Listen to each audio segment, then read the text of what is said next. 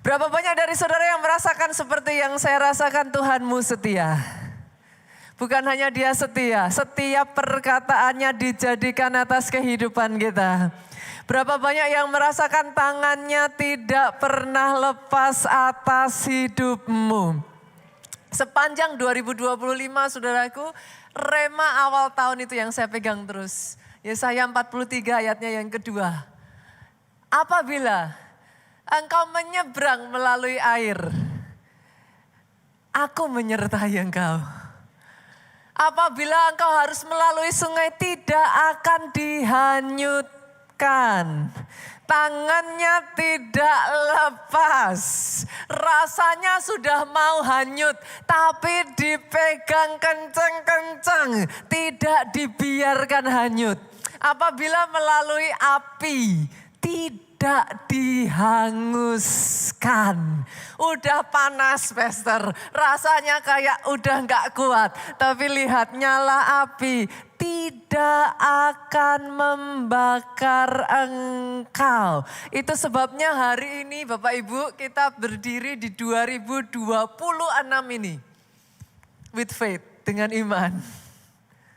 Dengan iman kita terima rema tahun ini.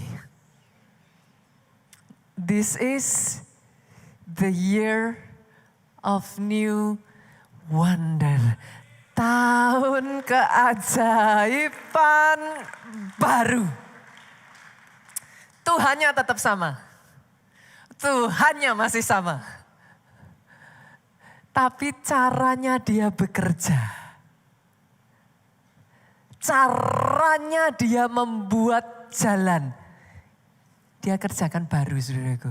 Saya akan landasi dulu dengan ayat rema di awal tahun ini ya. Bapak Ibu kita buka kalau tadi Yesaya 43 ayat 2 kita lanjutkan di ayat 16 sampai 19. Saya akan baca dari ayat 16 sampai 17 dulu. Beginilah firman Tuhan yang telah membuat jalan melalui laut dan melalui air yang hebat.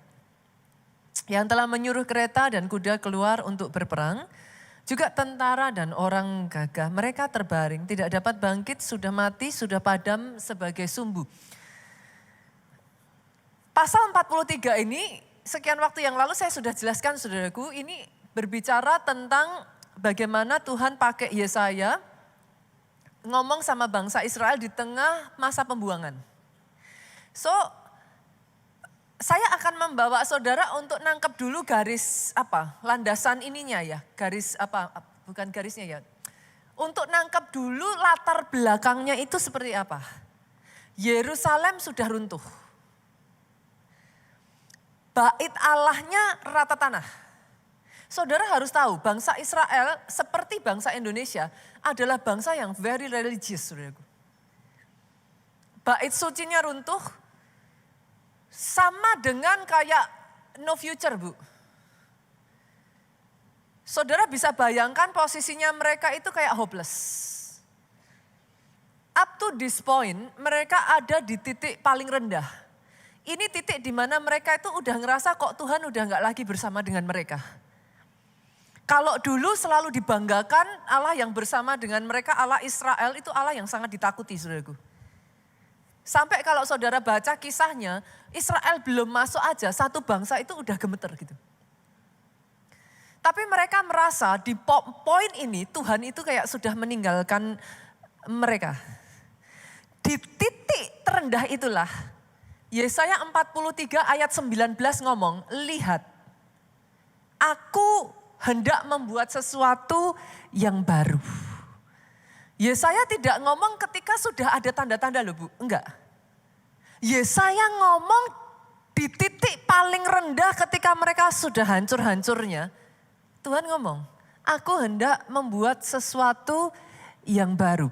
Kalau ada yang baru berarti ada yang lama. Yang lamanya seperti apa? Ayat 16, di zamannya Musa, di sini dikatakan Tuhan itu bikin jalan dari lautan. Di tengah laut ayat 16 saudaraku, jalan melalui laut dan melalui air hebat.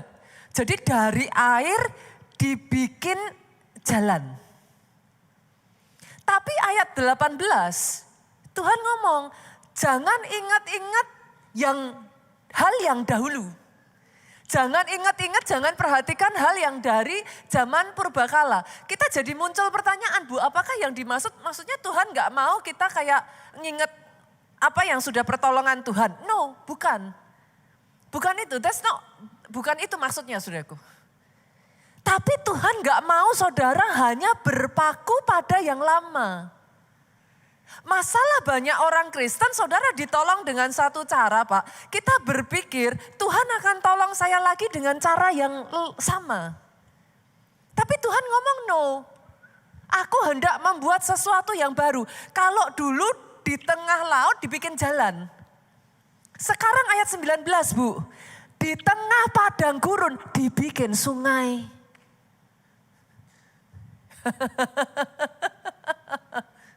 Kalau dulu air rasanya begitu luas, gak mungkin ada jalan, dia buka tuh tanah kering, orang berjalan menyeberang.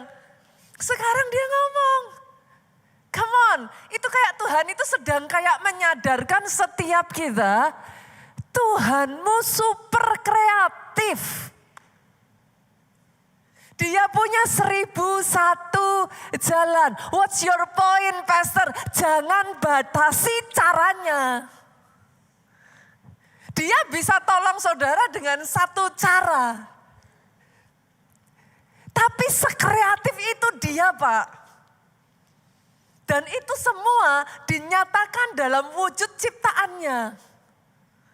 Saudara kalau lihat ciptaan Tuhan, itu amaze loh. Saudara pernah lihat ini enggak? Apa bunga trompet? Bunga trompet, saudaraku, not only Tuhan ciptakan dia colorful. Pak, ada yang warna putih, ada yang warna kuning, ada yang warna ungu. Itu colorful, Bapak Ibu. Tapi colorful itu pun buat Tuhan enggak cukup. Nah, tadi udah colorful dikasih gradasi. Atasnya putih, bawahnya dikasih dress, bawahnya pink. Apakah itu enggak cukup lagi, saudaraku? Enggak cukup. Dia bikin bunga trompet yang trompetnya turun ke bawah. Dia bikin bunga trompet yang trompetnya naik ke atas. Dia bikin bunga trompet yang trompetnya maju ke depan. That's how creative your God.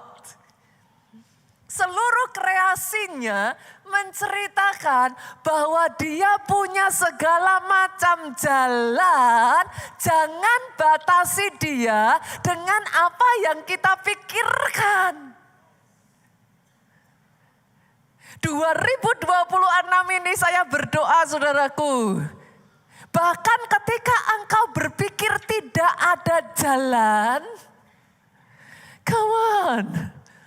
Dari yang tidak ada jalan pun dia bisa creatively create a new way.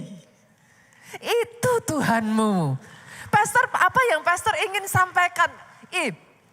Jangankan bunga trompet, ayam. Pak, ayam yang besok ada di meja kita goreng, kita makan. Dia bisa create ayam dari ujung kepala sampai kakinya hitam. Itu orang Jawa bilang apa? Jengger. Jenggernya hitam, matanya hitam, paruhnya hitam, kaki sampai kukunya hitam. Manusia di dalam keterbatasannya memahami keajaiban Tuhan ini dan mengkaitkan dengan magic. Akhirnya dipakai jadi ayam ini, saudaraku. Ya, ini sesederhana cara kreatifnya Tuhan. Padahal besok dia digoreng, udah selesai, saudara. Itu aja dibikin Tuhan sekreatif itu. Ada yang namanya ayam sombong. Loh, beneran, saudara. Jangan salahkan dia. Dia memang begini. Kalau saudara bilang, ayam kamu rendah hati dikit. Gak bisa, dia gak bisa gini, saudara. Dia diciptakan begitu. Ayam serama, kalau saudara pernah lihat, dia emang jalannya begini. Ada lagi yang Tuhan ciptakan, kalau tadi hitam legam, sekarang colorful. So pretty. What's your point, Pastor? Firman hari ini tuh very simple, saudara. Saya hanya ingin membukakan kepada saudara. Di 2026 ini, dia tidak kehabisan jalan untuk setiap masalah, tantangan yang engkau hadapi. Dia gak kehabisan, stoknya banyak. Di momen dimana engkau berpikir dia hanya bisa menolong engkau dengan cara tertentu, sumbernya ya cuman itu. No. Justru hari ini, ini yang saya target, saudaraku.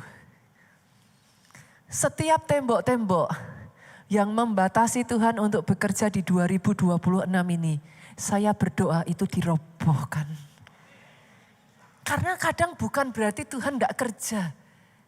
Dia kerja. Tapi kita selalu mengarahkan, kita maunya begini. Tuhan ngomong, enggak anakku, ini loh ada caraku. Kita ngomong itu bukan. Kalau dari Tuhan yang ini, siapa kita untuk ngatur Tuhan? Kita selalu pengennya ngomong, Tuhan ini kalau memang dari Tuhan, maka harus saat ini juga, harus begini caranya, harus begitu. No. Itu sebabnya di terjemahan dari The Message, saudaraku, Yesaya 43 ayat 19 ini The Message ngomong kayak gini. Be alert.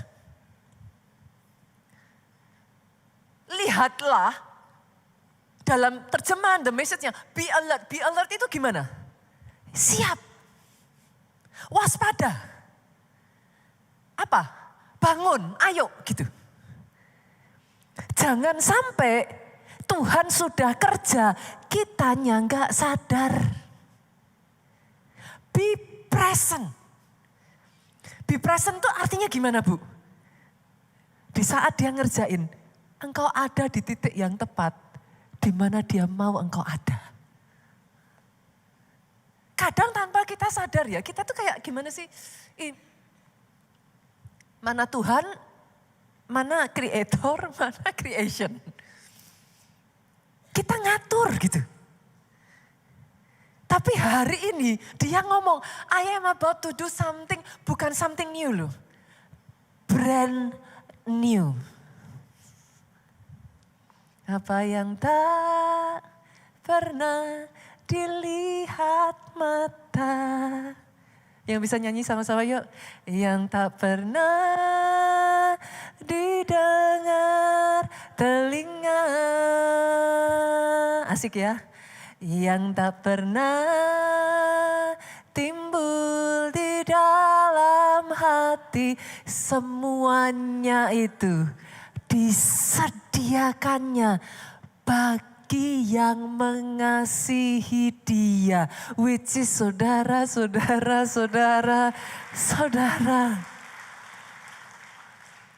Firman hari ini ingin mengingatkan itu. Bu, sama-sama berjalan di tengah laut. Zamannya Musa angkat tongkat, laut terbelah. Zamannya Yosua, arusnya yang di stop. That's how creative your God. Just wanting to say it, just wanting to remind you. Hanya mengingatkan aja. Sama-sama Tuhan nyembuhin orang kusta, Bu. Lukas 17, dia berfirman dari jauh. Sama-sama Tuhan nyembuhin orang kusta. Markus 1, dia jamah. By the way, ngomong soal nyembuhin, ngomong dari jauh, besok minggu depan get ready ya Bapak Ibu. Terima urapan awal tahun. Dari semua kesibukan saudara, ambil waktu. Karena minggu depan semua orang akan didoakan. Oke, jadi saudara siap-siap. Dan by the way, bersamaan dengan itu tanggal 10 senggol kiri kanan, puasa. Seru ya, tanggal 10-nya kita puasa, tanggal 11 kita terima pengurapan awal tahun. Senggol lagi kiri kanan, gak lama kok, cuma 21 hari. Pemanasan dulu.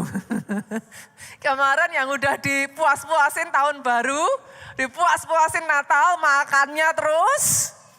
Gak habis-habis, ajaan makan. Sekarang gantian, puasa. Oke? Dan nanti kalau saudara puasa, ingat ini, Tuhannya sama. Nanti didoain minggu depan, awal tahun, Tuhannya sama. Pastor maksudnya gimana? Nanti kalau didoain jangan gini ya saudaraku.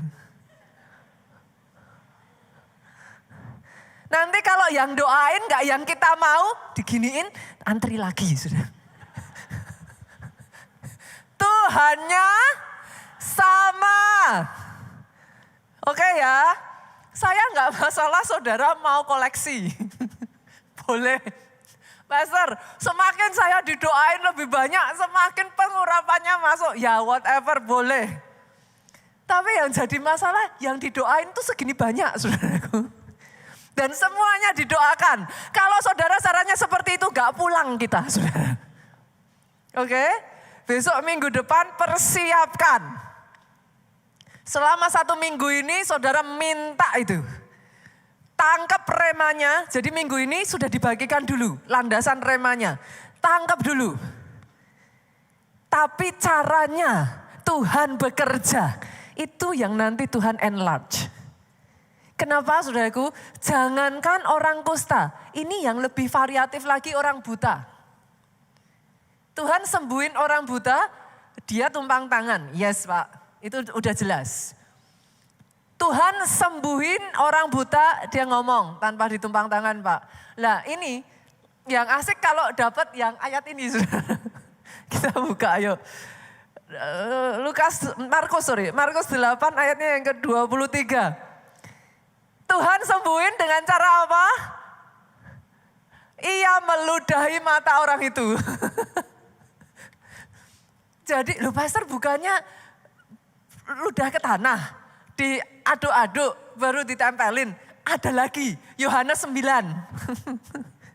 Tuhanmu tuh kreatif saudaraku. Yohanes 9 ayatnya yang ke-6. Tuh, dia ludah ke tanah, diaduk-aduk, tempel ke mata. Jadi jangan salah, all kind of ways. Bahkan kebayang gak sih saudara, Tuhan ciptakan binatang bisa begitu kontras loh. Ada gajah, ada semut.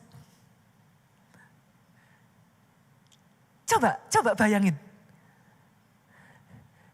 Apa poinnya? Pastor, ada gajah, ada semut. Orang maunya selalu mujizatnya yang kayak gajah Pak.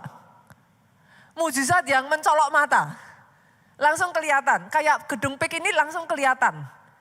Ini favor yang mencolok mata. Berapa banyak di sini? Sorry kalau saya boleh tanya, saudaraku yang datang ibadah crossover? Ada? Kita kasih tepuk tangan yuk. Amazing. Kalau tepuk tangan saya tanya, rema yang dibagikan Pak Ajo apa? Apa ayo coba saudaraku? Double favor. Ada favor yang mencolok mata, kayak gajah. See? Yet sekalipun seperti gajah. Sorry saudaraku, di banjir Sumatera kemarin, saya nggak tahu apakah muncul di beranda saudara, ada gajah yang bahkan ikut kena banjir saudaraku, hanyut. Maafkan saya saudaraku, gereja kita pun juga ikut membantu saudara, kita ikut sama-sama juga menggalang dana dan menyalurkannya ke teman-teman kita yang ada di Sumatera. Tapi yang ingin saya sampaikan, gajah sebesar itu kena sungai bisa hanyut loh. Tapi orang nggak memperhatikan semut Bu. Tapi jangan salah, semut kena banjir, dia bisa membuat jembatan tuh hidup. Ini sorry, hanya ilustrasi ya Bapak Ibu. Pastor kok nggak ada fotonya asli. Fotonya asli waktu saudara lihat nggak sempat moto saudara. Soalnya saya pernah nemuin semut itu membentuk barisan hidup gitu. Mereka benar-benar nggak hanyut sama air. Mereka bisa survive. Kadangkala mujizat yang dia kerjakan dalam hidupmu seperti semut itu. enggak masuk hitungan saudara loh. Tapi kalau enggak ada yang itu, enggak selamat saudara. Kemarin kalau saudara masih ingat Pak John menceritakan, dari Kalimantan kita harusnya mendarat di Jakarta, pesawat delay sangat panjang saudaraku. Kita nyampe itu harusnya jam 4 sore. Begitu panjangnya delay sampai dijadwalkan baru mendarat itu jam 7. Lumayan lah saudaraku 3 jam. Udah seperti itu posisi pesawat udah mau mendarat. Pastor tahu udah mau mendarat? Kelihatan. Daratannya tuh udah kelihatan. Jadi posisi itu biasanya pesawat itu kayak udah mau mendarat. Maka saudara akan mendengar ini flight attendant siap-siap untuk mendarat kayak gitulah kira-kira. Saya tunggu-tunggu kok kata-kata itu nggak muncul gitu. Loh kok nggak muncul ya, kok nggak ada perkataan apapun. Tapi begitu semakin dekat saudaraku, itu pesawat tuh goncangannya kencang sekali. Tiba-tiba saya itu dengar suara kayak roket itu loh saudara. Pesawat itu seperti kayak diangkat dari yang gini itu nukik turun jadi nukik naik langsung naik. Itu seumur hidup saya nggak pernah ngalami kayak gitu saudara. Naik kita semua kan bingung ya, ini gimana nasibnya gitu. Kok nggak mendarat, penumpang itu udah pada gelisah saudaraku. Nggak berapa lama kemudian diumumkan pesawat mendarat ke Palembang. Itu semua orang udah pada capek saudara. Karena delaynya sangat lama, udah gitu itu budget airline. Bukan kayak Garuda di mana saudara dikasih makanan. Kita nggak dikasih makanan, kita udah kelaparan. Begitu diumumkan Palembang, saya langsung puji Tuhan. Empek-empek saudara. Saya mikirnya, oke, nggak apa-apa. Palembang kita turun, saya mau makan empek-empek. Saya pikir wah ini ngerasain kayak apa asli langsung tuh di Palembang. Sesampainya mendarat di Palembang, penumpang tidak diizinkan turun. Waduh, saya udah mikir hilang empek-empek saya. Gak diizinkan turun, masih puji Tuhan kalau hanya sebentar saudaraku. Kita itu di dalam pesawat ada kali sejam lebih hampir 2 jam. Gak dikasih makan Bu. Semua orang berebut pop mie. Pop mie-nya habis. Saya, aduh Tuhan, makanan gak ada. Lumayan, perut udah bunyi. Saya ingat puji Tuhan dibawain makanan dari Kalimantan. Kita itu semua pada bawa makanan satu tas besar gitu. Saya keluarin, saudara saya bagi-bagiin sama penumpang yang lain. Saya jalan, saya tawarin mau makan enggak, tenang enggak saya racuni saya bilang. Saya bagi-bagiin ke penumpang yang lain, dapat 1 jiwa. Sudah lama enggak pernah ke gereja, sudah lama meninggalkan Tuhan. Gara-gara pandemi saudaraku, hilang begitu saja. Terus ngomong, saya mau ke gereja.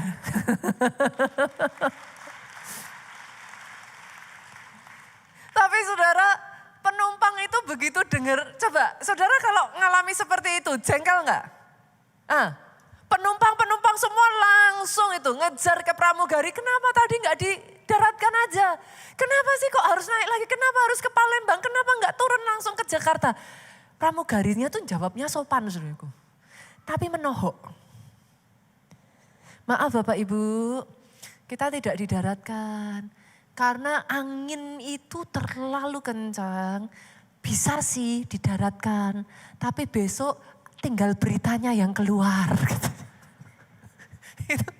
Saya dengar ada penumpang tanya, saya ketawa saudaraku. Saya pikir nih pramugari juga jawabannya sopan saudara. Tapi begitu dijawab langsung jelek gitu.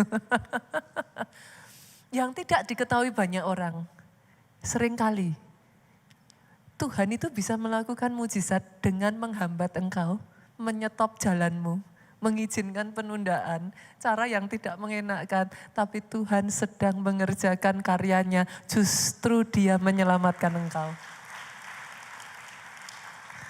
So Pastor, what's your point? Jangan ingat-ingat yang dahulu. Banyak orang akhirnya ngomong kayak gini, harusnya begini, seandainya. Kenapa enggak begini? Tuhan ngomong, lihat, aku hendak membuat sesuatu yang baru. Kalau dulu dari air dibuat jalan, sekarang dari padang gurun dibuat sungai. Doa saya di 2026 ini ya saudaraku. Yang tidak dipikirkan, yang tidak pernah saudara bahkan bayangkan. Yang rasanya enggak ada jalan sekalipun. Tuhan kerjakan dalam hidup saudara. Saya nantikan saudaraku. Kesaksian-kesaksian yang seperti ini akan bermunculan lagi. Saya akan mendengar kabar-kabar dan saya akan tertawa. Ini tahun banyak-banyak diisi dengan tertawa aja, boleh nggak Bapak Ibu? Hah? Senggol kiri kanan jangan banyak-banyak stres. Ibu-ibu kerut-kerutnya keluar. Jangan banyak stres. Banyak tertawa aja. Banyak aja melihat karya Tuhan ajaib. Satu kali saudaraku ada seorang wanita, namanya Chrissy Miller saudaraku. Chrissy ini buka Facebook, dia ngelihat di Facebook, dia baca saudaraku ada seorang yang bernama Joseph Schiller. Joseph ini agak ini karena satu Miller, satu Schiller gitu saudaraku. Dia membaca bagaimana Joseph ini ngalami gagal ginjal saudara. Harus cangkok gitu, harus donor ginjal. Yang mana saudara tahu donor ginjal seperti ini enggak semudah itu saudaraku. Chrissy ini membaca kisah ini, dia enggak kenal siapa Joseph, bukan kerabat, bukan teman, tahu aja enggak. Tapi kayak rasanya di hatinya itu digerakkan sejak dia baca dari Facebook itu saudara, entah bagaimana dia itu mempersiapkan tubuhnya. Ini unik sekali kisahnya saudaraku, tapi kisah nyata. Dia mempersiapkan dirinya kalau sampai dia jadi donor, badannya itu udah siap gitu. Lucunya tahun 2023 enggak janjian, enggak DM-an, enggak sama sekali enggak ada kenal sama sekali saudaraku. Mereka berdua ini happen to be hiking bersama. Ketemu. Chrissy kaget, ngobrol. Dia sepakat untuk mendonorkan ginjalnya. Totally stranger saudaraku, sama sekali enggak kenal. Itu pun masih ada tantangan berikutnya, belum tentu ginjalnya cocok. Belum tentu darahnya, golongan darahnya cocok. Lucunya saudaraku, dibawa ke dokter, ke rumah sakit, dicek golongan darahnya pas, ginjalnya tepat. Tahun 2024 kemarin, Chrissy yang sama sekali tidak mengenal Joseph mendonorkan ginjalnya tanpa bayaran sedikit pun. Saudara masih melongo? Yang seperti itu akan siap-siap. Makanya dikatakan be alert, be present. Siap-siap di 2026, senggol kiri kanan lagi banyak melongo Pak. Banyak melongo Bu. Banyak dibuat terkagum-kagum akan kebaikan Tuhan. Terus sekarang kuncinya gimana Pastor?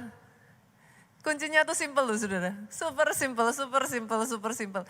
Kalau urusan mujizatnya itu urusannya Tuhan.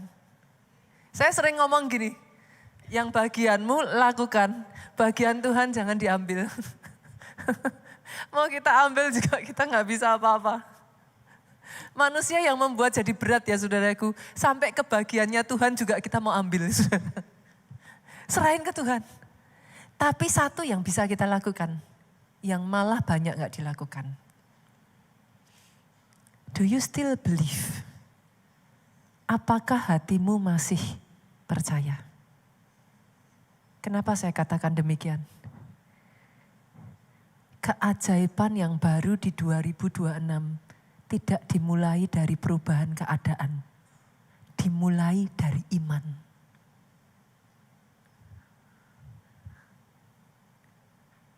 Bukan lihat dulu keadaannya berubah, baru percaya. Iman itu Ibrani 11 ayat 1 ngomong, dari segala sesuatu yang kita harapkan. Kalau masih diharapkan artinya udah jadi atau belum? Terlihat enggak? Kan pengharapan. Markus 11:24. Apa saja yang kamu minta dan doakan. Sudah jadi belum? Belum. Percayalah bahwa kamu telah menerimanya, maka hal itu akan diberikan kepadamu. Ini prinsip Alkitab yang always go against filosofi dunia tuh. Dunia selalu ngomong yang tidak kelihatan berarti tidak ada. Hari ini saya harus mengatakan, belum terlihat Pak, belum tentu tidak ada. Jadi semua tembok nih yang terus menghalangi saudara yang dibangun, yang berkata mana bisa pastor, yang berkata mana mungkin pastor, di awal tahun ini dirobohkan di dalam nama Yesus. Prinsip kerja kerajaan Allah sama dunia itu bertolak belakang. Itu sebabnya error. Errornya itu bukan karena saudara nggak ngerti. Errornya karena itu nggak masuk aja buat saudara. Gitu. Di tengah itu tidak masuk, tendensi manusia ngomongnya apa? Udah bingung pastor, saya bingung saya. Bingung saya sama Tuhan. Tuhan tuh maunya apa? Bingung saya. Actually bukan bingung saudara. Simply cara kerjanya sejak kita lahir sampai sekarang ini belasan puluhan tahun saudaraku. Saudara tanpa saudara sadari, saudara itu absorb nilai-nilai dunia. Baik yang saudara dengar dari YouTube. Saudara lihat, saudara dengar dari orang tua, saudara dengar dari teman, disampaikan orang-orang di sekeliling saudara. Berasa enggak tanpa saudara sadari, it becomes your value. Ketika itu berbenturan dengan firman, tendensi normal saudara akan ngomong, enggak bener ini. Buktinya dulu dong pastor. Itu sebabnya sekian minggu yang lalu saudaraku saya kasih understanding. Kalau Ibrani 11 ayat 1 ngomong gini, iman adalah dasar. Oke ya, iman adalah dasar. Boleh enggak saudaraku kemarin saya menyampaikan, katakan saya kemarin ikut gathering KA Worship. Teman-teman potluck. Saya buka lift saudaraku, ting. Hidung saya langsung bermain saudara. B2. Itu semerbak di lounge-nya Soho saudara. Saya cium-cium. Ini bau apa wangi sekali. Tapi saya tanya, mata saya udah lihat belum? Tangan saya megang enggak? Hah? Enggak. Mulut saya gigit enggak? Loh kok bisa bilang kalau ada B2? Apa? Hidung. Enggak fair. Just because of your nose. Tapi saudara bilang, sah. See? Oke. Kemarin saya diketawain jemaat. Saya tiruin bunyi suara kereta api jek jek jek jek jek, katanya enggak mirip saudara. Jadi sekarang saya enggak mau niruin. Tapi let's say ada kereta api jek jek jek jek jek saudara. Mata saudara kan enggak lihat toh. Enggak lihat. Tangannya megang enggak? Enggak. Saudara kan gak nyiumin kereta api. Loh kok saudara bisa bilang bahwa ada kereta api? Gak fair kan? Cuman dari telinga loh. Oke. Saya tambah satu lagi boleh? Just to make it, maksudnya gini, supaya saudara ngerti. Poinnya sama. Saya tutup mata saudara, saya ikat tangan saudara, saya suapin saudara, terus saudara gini, pedes. Mata saya tutup loh. Tangan saya ikat. Saudara bisa bilang, ini pasti cabe. Kok bisa? Loh matanya saya tutup kok. Tangannya nggak megang, teksturnya cabe. Kok bisa bilang cabe? Lidah. Berarti kalau iman itu dasar, boleh dong saya ngomong. Saudara nggak adil, saudara bilang nggak lihat, saudara bilang nggak pegang, hanya dengan telinga saudara bilang sah kok. Boleh nggak saya bilang? Saya nggak lihat, saya nggak dengar, saya nggak pegang. Tapi iman saya berkata itu ada. Loh iman dasar kok. Kalau saudara bisa mendasarkan pada telinga, mendasarkan pada pengecapan saudara, mendasarkan pada mata saudara, boleh dong kalau Alkitab berkata iman itu dasar. Belum ada Pak. Tapi kan ada dasarnya. Dan sah. Yang nyebelin dari orang Kristen masih tanya lagi, buktinya apa Pastor? Ibrani 11 ayat 1 juga berkata Pak, iman adalah bukti dari segala sesuatu yang tidak kita lihat. Now you get the proof. Boleh? Siapin hati. Siapin hati ya. Saudara gak mau stres toh 2026? Senggol lagi kiri kanan jangan stres. Semua panjang umur, semua happy-happy. Semua awet muda, glowing. Ibu-ibunya glow in the dark. Rahasianya ini. Boleh ya? Rahasianya ini. Siapin hatimu. Siapin hatimu. Kau bisa pakai iman jadi dasar dan jadi bukti. Belum kelihatan.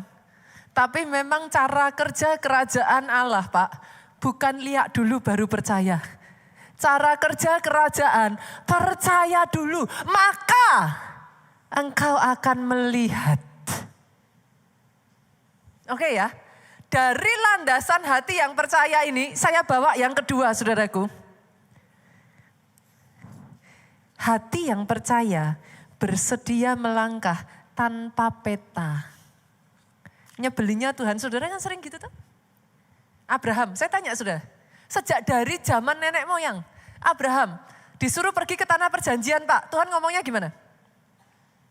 Pergi ke tanah yang melimpah dengan susu madu.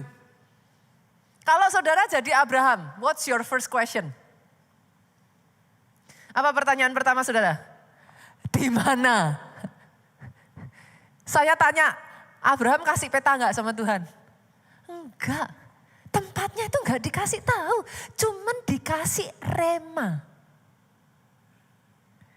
Saya tahu akan ada banyak orang Kristen, even ketika saya ngomong ini Pak, akan ada banyak orang Kristen menertawakan.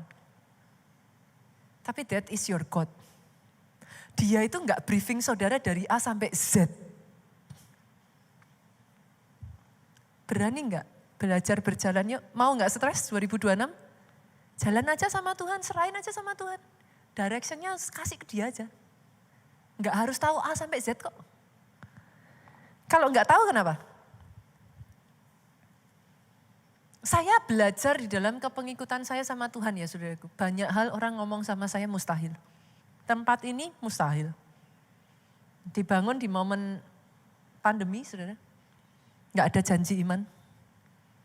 Siapa bilang mungkin? Mustahil, mustahil. Mau saya aja yang tahu dalamnya, saya tahu itu mustahil, saudara. Mustahil, mustahil. Saya pernah ada dalam satu situasi di mana saya mau ke Nigeria, saudaraku. Saya pergi ke Nigeria, saya butuh visa Nigeria. But at the same time, saya butuh ke Eropa. Saya hanya punya waktu 2 minggu. Bapak Ibu yang sering pergi-pergi, tell me. Apply visa Eropa 2 minggu. Bisa enggak? Masih apply visa Nigeria. 2 minggu 2 visa. Semua orang akan bilang sama saya, enggak mungkin pastor. Saya datang sama Tuhan. Karena semua orang bilang sama saya enggak mungkin, kemana lagi saya pergi? Ke atas. Tuhan gimana? Saya tuh bisa ngerasain Tuhan tuh cuman senyum, go for it. Tapi setelah itu saya ngomong, gimana caranya? Dalam kepengikutan saya sama Tuhan ya saudaraku. Nomor 1, petanya sering gak jelas. Nomor 2, gimananya urusan Tuhan. Saya tuh sekarang udah belajar. Kalau dulu setiap kali Tuhan ngomong saya akan gini. Apa bisa? Mana mungkin? Gimana? Sekarang saya udah gak mau repot-repot. Setiap kali Tuhan ngomong saya ngomongnya gini. Ya Tuhan, aku mau dulu. Caranya gimana? Aku gak tahu. Tapi aku mau. Waktu itu saudaraku, saya diajarkan sama Tuhan tuh. Caranya gimana saya gak tahu. Begitu saya bilang iya. Saya turun saudara. Dari apartemen saya turun. Di lobi saya ketemu satu ibu. Kenal enggak? Tahu enggak? Saya pakai masker. Itu masih agak deket-deket lah dengan pandemi sebenarnya.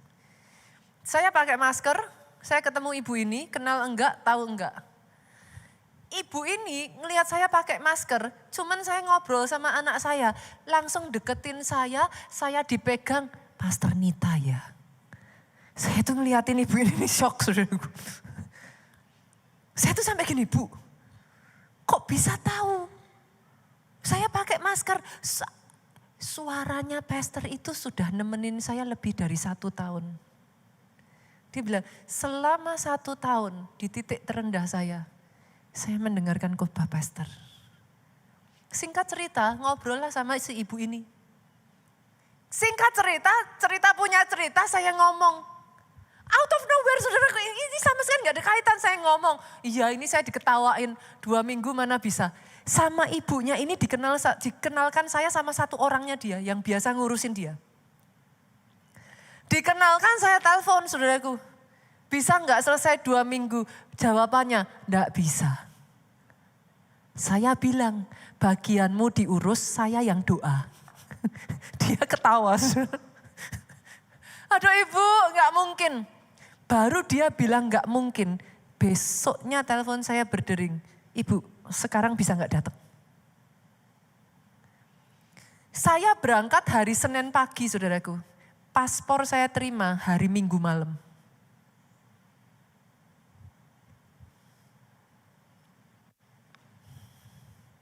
Saudara mau ngomong apa? Bisa.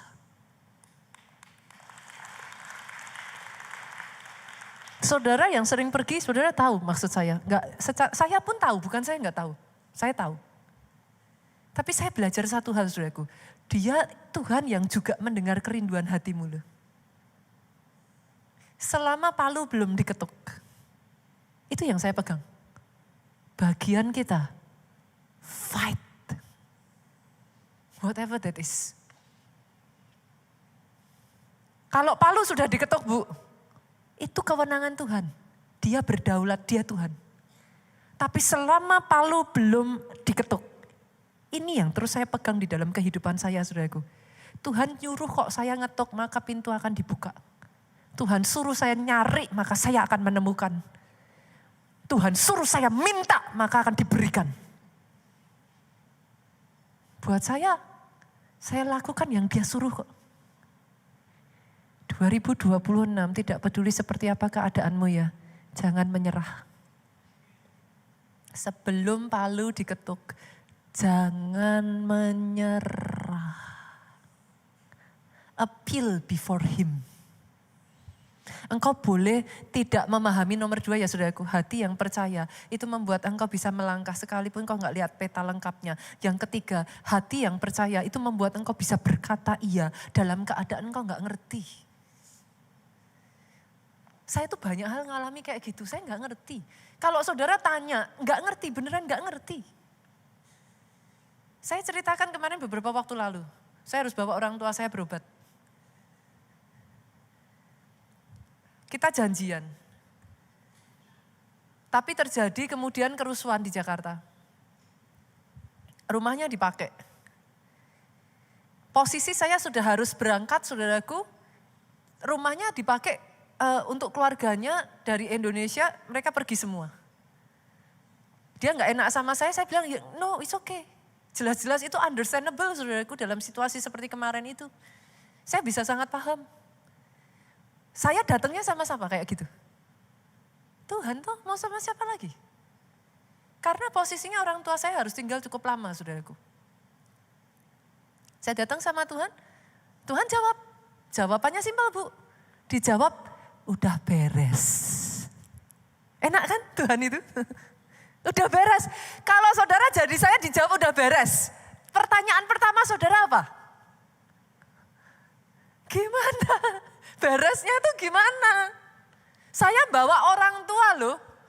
Kalau saya bawa jalan sendiri aja mak, hotelnya di mana? Beres gitu. Kalau sama orang tua terus saya ngomong apa? Tinggal di mana? Beres gitu. Kan gak lucu. Tapi benar tuh saudaraku, hari di mana saya berangkat, saya sudah ada di ruang tunggu. Kalau sudah ada di ruang tunggu, menurut saudara itu udah tinggal hitungan berapa waktu? Plus minus 30 menit kan? Kalau udah dipanggil di ruang tunggu, kurang lebih 30 menit saudaraku. Saya ada di ruang tunggu, saya ditelepon. Bu Nita, keluarga saya balik ke Indonesia. Tempatnya silakan dipakai. Loh gampang ngomong, kan pertanyaannya saya simpel dong, kuncinya? Lah tempatnya bisa dipakai, lah kuncinya? Saya langsung ke bandara sekarang, Bu Nita. Dari rumahnya dia ke bandara itu plus minus 30 menit, kalau ngebut 20 menit. Saudara hitung aja, saya sudah harus berangkat. Itu kalau cukup waktunya aja, saya dari tempat ruang tunggu balik lagi. Saudara tahu Bandara Jakarta? Itu butuh waktu loh. Dari saya ngambil kunci, saya balik lagi ke ruang tunggu. Itu butuh waktu. Hitam di atas putih, saudara hitung sendirilah. Cukup gak waktunya? Nonsen. Saya datang ke siapa? Tuhan lagi tuh. Tuhan gimana? Go. Hah? Go. Go. Poinnya tuh tinggal itu aja kok saudaraku. Imannya nyampe enggak? Saya tahu ketika saya ceritakan ini ya, mungkin terdengar di telinga saudara nih Bu Nita ngawur nih. I know. Itu kalau saya enggak kenal siapa Tuhan saya, I think I will say the same. Saya tahu saya ngawur. Tapi saya enggak ngawur saudaraku. Saya memastikan sama pramugarinya, saya setting semuanya, saya mengusahakan bagian saya lah. Setelah itu saya lari. Kunci saya terima, itu saya lihat jam itu saya udah tahu. Saya telepon tuh pramugarinya. Dan saudara harus tahu loh, itu tiket saya udah disobek. Kalau tiket saya disobek, Bu, artinya saya datang, saya enggak datang. Saya sudah dihitung ada di dalam pesawat. Bye-bye. Saya lari, saya bilang sama pramugarinya, tolong tunggu sebentar. Saya udah deket. Saudara tahu dijawab, karena mungkin dia dengar suara saya ya. Ibu tarik nafas dulu. Udah pelan-pelan jalannya, gak apa-apa. Pesawat delay. Saudara mau ngomong apa? Saya hanya berdoa gini saudaraku. Saya tidak mengajarkan kepada saudara sesuatu yang ngawur. But I just want to stretch your faith. Saya tidak ada di dalam posisi ini begitu saja saudaraku. It takes a lot of saya ngalami itu bersama Tuhan sampai saya bisa melihat itu. Tapi saya berdoa ya saudaraku. Jangan jadi orang Kristen cengeng. Jangan jadi orang Kristen yang tidak berpengharapan. 2026 ini, He is about to do something new. Stretch out your faith. Be alert. Get ready. Caranya beda. Tuhannya tetap sama. Dia masih Tuhan yang sama. Tapi jangan sampai karena engkau membatasi, engkau kehilangan keajaiban yang dari Tuhan. Karena yang keempat, saudara. Nah ini, saya tahu ini tidak enak buat banyak orang. Hati yang percaya tidak menilai Tuhan dari kecepatan jawabannya. Yang paling nyebeli gini, saudaraku. Banyak orang kecewa bukan karena Tuhan gak menjawab. Perhatikan perkataan saya ini. Tapi Tuhan menjawabnya tidak secepat yang diharapkan. Loh, kuncinya tadi coba datang sehari sebelumnya. Beres perkara tuh? Enggak. 10 menit sebelum boarding naik pesawat naik. Saudara bisa ngomong, pastor, seandainya. Sama toh seperti Marta. Seandainya Yesus datang lebih awal, Lazarus gak harus meninggal. Sama. Banyak orang kecewa bukan karena Tuhan gak jawab. Tapi jawabannya datang gak secepat yang kita harapkan, Pak. Tapi saya berdoa ya saudaraku, pada saat jawaban itu diberikan, hatimu tidak kecewa. Engkau belum mundur. Engkau tidak patah semangat. Engkau ada di tempat yang tepat, be present, be alert.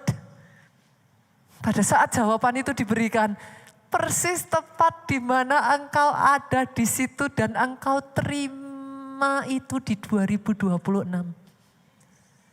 Itu poin saya. Karena yang terakhir, yang kelima, mujizat terbesar seringkali bukan perubahan keadaan, tapi perubahan hatimu. Keadaan boleh berubah and that's good. Saudara terima mujizat, saudara terima jawaban yang seperti gajah tadi. That's good. Tapi itu tidak menjamin engkau tetap kuat next berikutnya. Kadang engkau bisa gak terima apa-apa. Dan engkau merasa kayak song. Tapi dia sedang working inside of you. Kayak benih tuh saudara.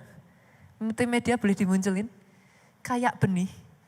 Itu dimasukkan tanah gelap. Itu kan gak langsung tumbuh toh saudaraku. Nah butuh waktu toh. Tapi selama dia ada di dalam kan gelap toh.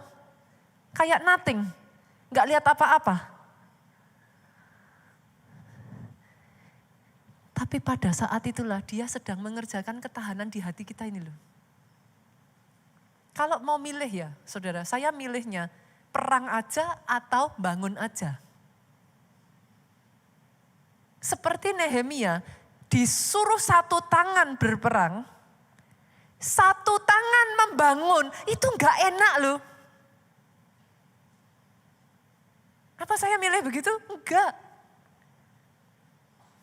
But if that is so, maka sadari satu ini aja, kalau itu dikasih ke saudara, dia tahu engkau cukup bisa untuk itu terjadi atas hidupmu. Tuhanmu itu, manusia aja bisa menilai sesama loh. Saudara bisa ketemu orang dan saudara menilai, ini orangnya baik nih, ini orangnya kayaknya gak baik nih gitu kan. Tuhanmu itu penilai ulung. Alkitab mencatat dia menyelidiki hati. Kalau dikasih, berarti dia tahu kita bisa. That's it. Enak tuh saudaraku? Nggak stres. Iya kan? Pikirkan apa yang jadi bagianmu. Yang bagian Tuhan, serahkan sama Tuhan. Saya nggak mengajar saudara malas. Sorry ya, saya disclaimer ya. Saya nggak mengajar saudara diem aja nggak ngelakuin apa-apa. Saya nggak mengajar saudara untuk tidak berjuang. Kerjakan semaksimal yang kau bisa lakukan. Tapi kalau itu bagian Tuhan, bagianmu percaya. When you have done your part, it's time He is doing his part. Akhir tahun kemarin saudaraku, saya dikejutkan karena saya tuh ngerasa saudaraku, sejak Tuhan tuh mengizinkan ya apa yang terjadi dalam keluarga saya. Saya nemenin orang tua saya berobat saudaraku. Sejak itu tuh saya tuh ngerasa seperti saya nggak tahu apakah saudaraku, ada semacam kayak anointing atau whatever that is lah. Itu kayak dilepas gitu. Awalnya saya tidak menyadari saudara. Tapi ketika saya melihat bagaimana Tuhan menyembuhkan orang tua saya, itu seperti kayak ada satu understanding baru gitu yang Tuhan bukakan. Dan saya mulai melihat keajaiban yang sama itu terjadi di banyak jemaat kita saudaraku. Kemarin saya didatangi satu jemaat saudaraku, dia pelayan Tuhan tapi udah lama gak bisa pelayanan karena keadaannya. Dia terkena kanker saudaraku, didiagnosa dokter. Kanker di 2 tempat, bagian serviks saudaraku, yang satu di bagian pencernaan lambung. Yang jadi masalah adalah ketika pengobatan dijalankan, kemoterapi itu dia gak bisa handle dengan baik saudara. Dokter itu sudah sampai hampir angkat tangan karena justru kemoterapi yang dibutuhkan itu membuat dia itu kayak gak bisa sampai waktu akhir itu saya ketemu dia ya saudaraku, itu dia harus didorong pakai kursi roda. Bukan karena saya pikir kakinya atau apa gitu, enggak saudara, karena efek kemo. Jadi tubuhnya udah gak bisa terima lagi gitu Bu. Padahal itu masih jalan kemo kesekian. Waktu itu dia berdoa sama saya, Pastor, dia ngomongnya gini, semoga saya ketemu pastor lagi ya. Oh langsung itu saya marah saudara, saya bilang, saya akan ketemu kamu dan kamu sehat. Pastor, apakah pastor benar-benar tahu dia akan sembuh? Bagian saya lakukan saudaraku. Selama itu bagian saya, urusan ketok palu, urusan Tuhan. Tapi kalau belum ketok palu, maka bagian saya akan memperjuangkan sampai akhir. Itu keputusan saya. Saya katakan sama ibu ini, I will see you. I will see you alive and healthy. Dia nangis saudaraku. Dia masih ngomong lagi, semoga saya bisa ketemu pastor. Saya kaget saudaraku, karena waktu saya ketemu dia tuh kondisinya benar-benar parah sekali. Kemarin dia maksa ketemu saya, dia bilang, saya ketemu berapa orang saudaraku, dia maksa, pokoknya cuma sebentar aja, saya mau lihat pastor Rita sebentar aja, gak apa-apa. Karena saya kenal orangnya, saya bilang, it's okay, masuk aja, saya pengen ketemu juga. Saya kaget saudaraku, wajahnya bersinar sehat. Dia masuk dan dia ngomong, Pastor, saya bawa satu berita baik, satu berita jelek, Pastor mau yang mana? Yang baik dulu saya bilang. Kanker serviks saya dinyatakan sudah bersih. Tapi kanker di perut saya ini dokter bilang gak bisa dikemo. Karena saya badannya udah gak bisa ini Pastor.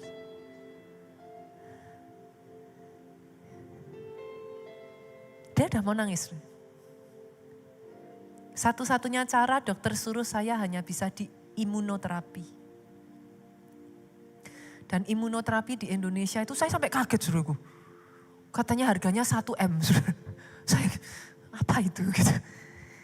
1M saudara. Saya masih bisa ketemu pastor enggak? Tapi lucunya saudara, hari itu, ini literally, ini bukan iman. Tapi literally saya mengatakan yang saya lihat di mata saya ngomong, kamu ini udah sembuh loh. Karena saya literally benar-benar melihat entah bagaimana tanggal 28 kemarin saya di Solo, saya ketemu dia. Saya tuh ngelihat orang ini udah sembuh. Beneran saudaraku, wajahnya semuanya itu udah sehat. Saya bilang kamu tuh gak sakit, kamu sembuh. Dia tuh berkali-kali ngulang ngomong gini, gitu ya Pastor. Gitu ya Pastor. Gitu ya Pastor. Saya bilang kamu sembuh, kamu ini udah sehat. Saya bilang, gitu ya Pastor. Tanggal 3 kemarin hari Kamis saya di WA saudaraku, dia WA sekretaris saya. Kak, saya sudah sembuh. Boleh dimunculkan saudara ininya. Buat saudara yang pernah berurusan dengan kanker, saudara tahu. CEA-nya waktu ketemu saya itu masih di angka 38,9, normalnya 5. Ini CEA saya kaget waktu ngeliat 1,7. Saya tahu ini kecil-kecil tulisannya ya, saya nggak tahu apakah ini di atas saudara bisa lihat ya 38,9. CEA di sini saudara, itu posisi ketemu saya tanggal 28 saudara. Ini posisi tanggal 3 Januari, CEA-nya 1,7, CA 125, CA 15,3, CA 19,9. CA 19,9 itu untuk memeriksa bagian pankreas, lambung, dan area pencernaan saudaraku.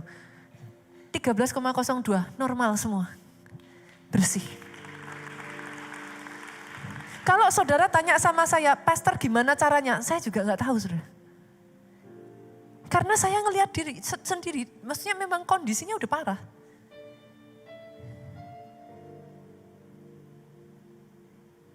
Saya berdoa yang seperti ini yang saya nggak bisa menjelaskan dengan mulut saya, saudaraku. I will see it in 2026. As the faith of the congregation grew, sementara iman dari jemaat bertumbuh. Itu yang saya berdoa. Saudara bukan cuman kayak apa ya, nangis-nangis, saudara bukan cuman yang kayak heboh kalau pas praise aja. Tapi matang rohmu. 2023, 2024, 2025, gereja kita ngerjain itu. Kenapa? Karena saya kaget waktu di pandemi banyak orang imannya rontok. So that hits me a lot.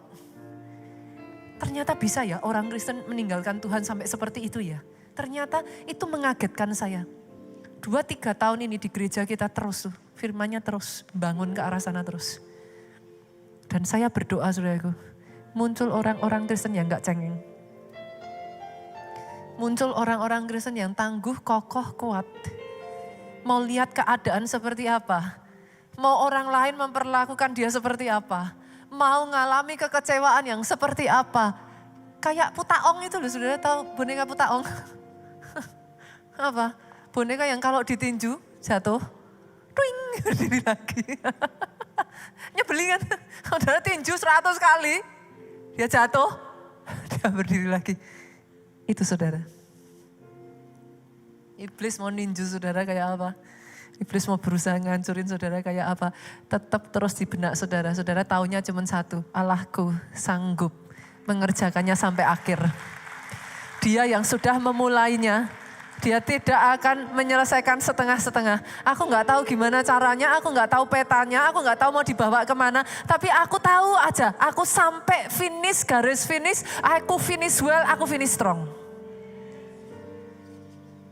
Mau caranya gimana? Kalau toh itu membutuhkan pertumbuhan, hatiku harus hancur karena itu aku dibentuk sedemikian rupa, kecewa, sakit hati, whatever that is, aku tidak akan jatuh. Aku memilih untuk berdiri lagi, bersikuku untuk terus berdiri. Sampai aku melihat apa yang dijanjikan dalam kehidupanku harus terjadi. Yang seperti ini, kalau muncul di antara orang-orang Kristen ya saudaraku. Wah, itu neraka goyang itu. Orang-orang yang tengah semuanya tahu panggilannya. Aku nerima mujizat bukan hanya untuk happy-happy. Tapi aku punya panggilan, aku harus jadi pemimpin, aku harus diselamatkan, menyelamatkan. Oh itu jenis orang-orang Kristen yang akan goncang itu. Bukan orang Kristen egois yang cuma dinikmati sendiri, bukan orang Kristen yang cuma ke gereja sendiri. Tapi setiap minggu kehancuran yang Tuhan bawa melalui hidupmu, saudara replikakan, saudara multiplikasikan melalui orang-orang di sekelilingmu, anak-anak selmu, orang-orang yang kau muridkan, sama-sama mendatangkan kehancuran yang sama. Tumbuh sama-sama. Sakit gak apa-apa, sakit hati makanan sehari-hari, kenapa memangnya? Mau apa? Gara-gara seperti itu keluar dari gereja? I challenge saudara, saya tantang saudara. Saya berdoa di 2026 ya, kita ini menjadi dupa yang harum di hadapan Tuhan. Perkataan kita, pikiran kita, action kita, tindakan kita, Tuhan lihat. Bukan cuman kayak Tuhan tuh blessing kita ya saudaraku, tapi Tuhan lihat tuh dia apa? Ini imajinasi saya ya saudara. Dia tuh bisa nepuk pundak saudara. dia bisa bilang, well done. Saya bisa ngerasain sebagai seorang ayah ya, ngelihat anaknya jadi dewasa, ngelihat anaknya bertumbuh kayak gitu. Saya bisa ngerasain tuh air mata mungkin menetes. Tuhan ngomong well done. Yang kayak gitu saya berdoa 2026 ini saudaraku, penuhi dengan hal itu.